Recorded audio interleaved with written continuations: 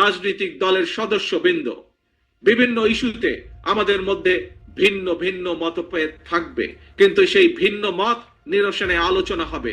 তবে জাতীয় ইস্যুতে গণতন্ত্রের পক্ষের রাজনৈতিক দলগুলোর মধ্যে যাতে মুখ দেখাদেখি বন্ধ না হয়, সেই লক্ষ্যে জাতীয় স্বার্থে আমাদের সকলকে ঐক্যবদ্ধ থাকা প্রয়োজন প্রয়োজন এবং প্রয়োজন।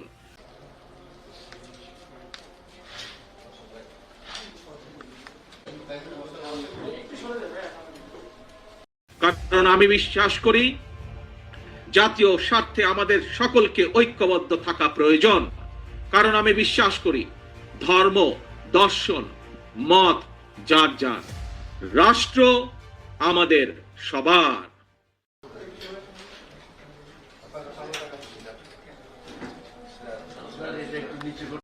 প্রিয় ভাই বোনেরা, প্রিয় রাজনৈতিক দলের সদস্যবৃন্দ, বিভিন্ন ইস্যুতে আমাদের মধ্যে ভিন্ন ভিন্ন মতভেদ থাকবে, কিন্তু সেই ভিন্ন মত নিরসনে আলোচনা হবে। তবে জাতীয় ইস্যুতে গণতন্ত্রের পক্ষের রাজনৈতিক দলগুলোর মধ্যে যাতে মুখ দেখাদেখি বন্ধ না হয়, সেই লক্ষ্যে জাতীয় স্বার্থে আমাদের সকলকে ঐক্যবদ্ধ থাকা প্রয়োজন প্রয়োজন এবং প্রয়োজন। আসসালামু আলাইকুম।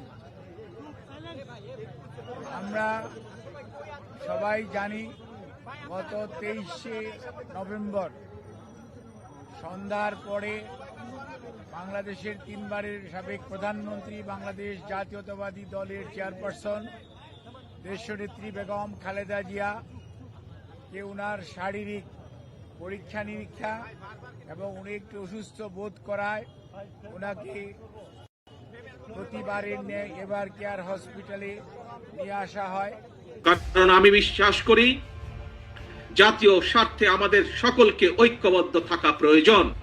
কারণ আমি বিশ্বাস করি ধর্ম, দর্শন, মত যার যার, রাষ্ট্র আমাদের সবার।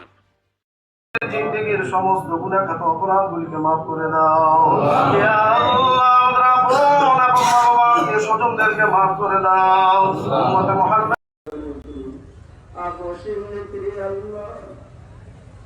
হাজারো মানুষের ভালোবাসা আল্লাহ, দেশের মানুষ নয় সারা বিশ্বের মানুষ তার জন্য কাটতেছে। আল্লাহ গো, তাকে আপনি পছন্দ করে। সাংবাদিক বন্ধুগণ, দীর্ঘ 1.5 দশকের বেশি সময় ধরে গণতান্ত্রিক অধিকার হারা জনগণ ফ্যাসিবাদী শাসন শোষণে অত্যাচারিত হয়েছেন।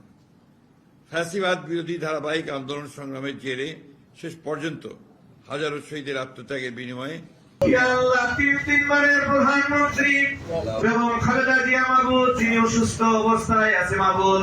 ইয়া আল্লাহ, ফ্যাসিস্ট সরকারের জুলুম নির্যাতনের শিকার হয়ে মাহবুব আজ এবার কেয়ার হাসপাতালে জীবন মৃত্যুক্ষণে ইয়া আল্লাহ জীবন সন্ধিক্ষণে তিনি হাসপাতালে আছে মাহবুব।